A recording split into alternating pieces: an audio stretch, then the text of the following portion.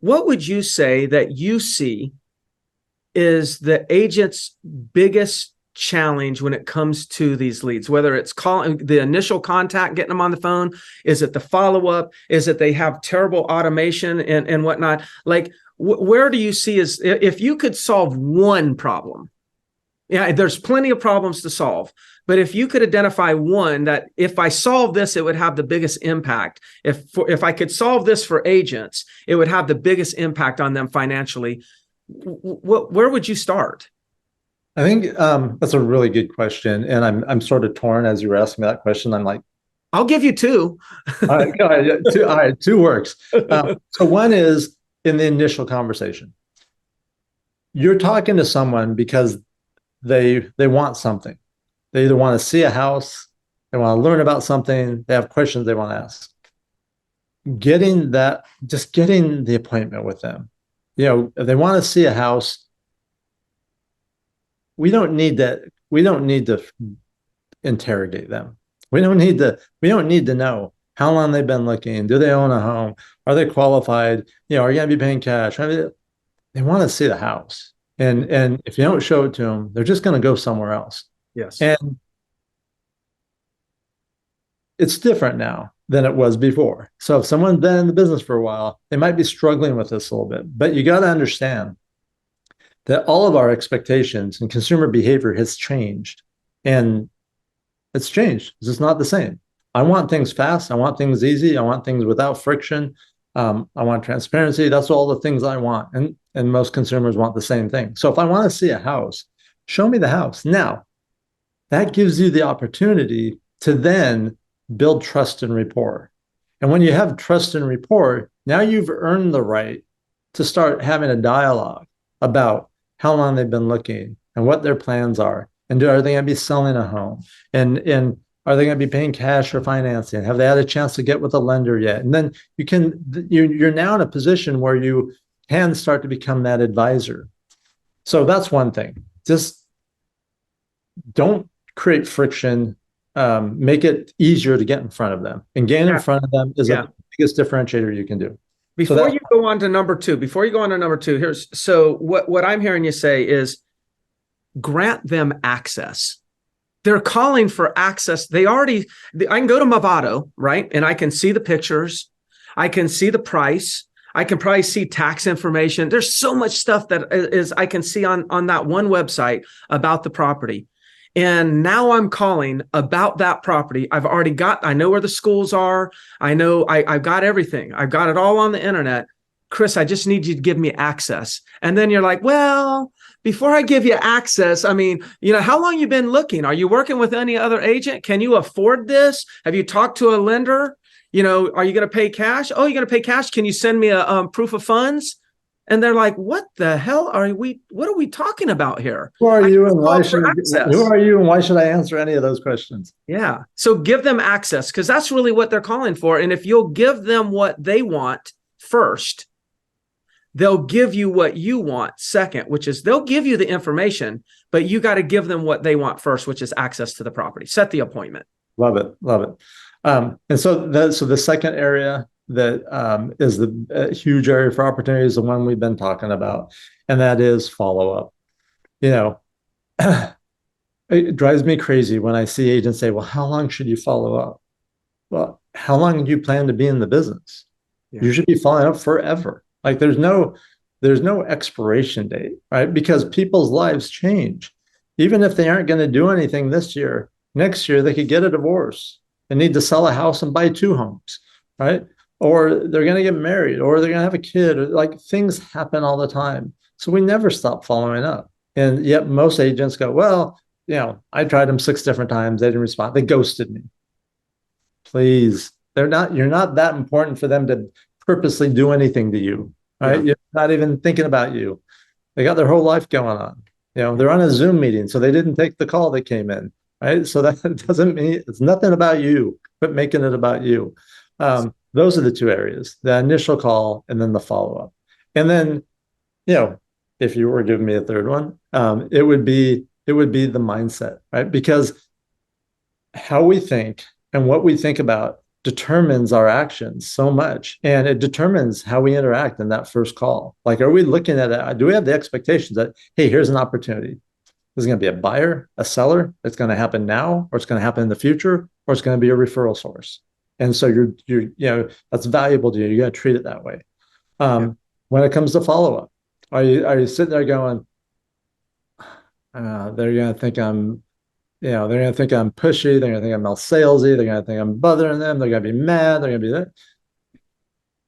It's exhausting, right? Just stop thinking. If you can't have the right thoughts or the good thoughts, don't have any thoughts.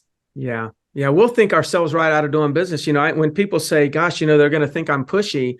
And I always say this, I said, look, pushy is something that's demonstrated in tonality and voice inflection. So you can follow up as much as you want. And when you get them on the phone, you could sound pushy, or you could choose not to sound pushy. But pushy is not in the activity of follow-up. It's in the tone and inflection in the conversation. That's going to determine pushy. So I'm sure you're not going to sound pushy, right? They're like, no, I've never sound pushy. Then that doesn't even exist. It's a hallucination. It's like you're saying. It is. And that's such a good point. I love that you made that point. It really is. I am with the agent I referenced earlier, I did a role play with them. And I said, did anything I say offend you? Did anything I say make you mad? I said, now I could have said it in a way that would have been offensive. I could have said it in a way that would have made you mad.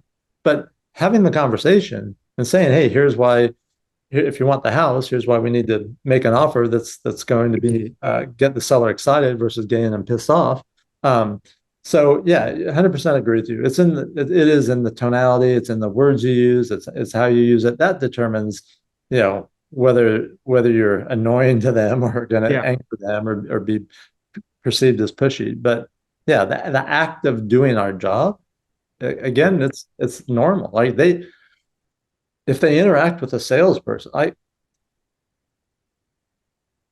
what do you consider a professional salesperson? I know everyone I've ever dealt with, whether it's buying clothes, buying cars, buying house, whatever, real estate agents I've dealt with in other markets. The ones that are great at following up are the ones that I consider the most professional. And the ones that don't, I go, kind of flaky. Yeah.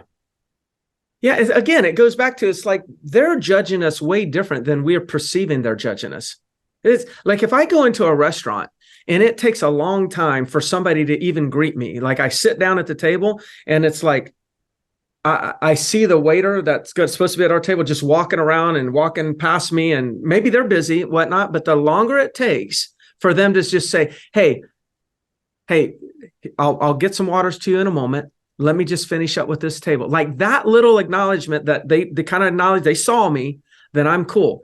If it takes, the longer it takes, the worse my experience is. And then the worse my experience, the whole meal is. That's how we function.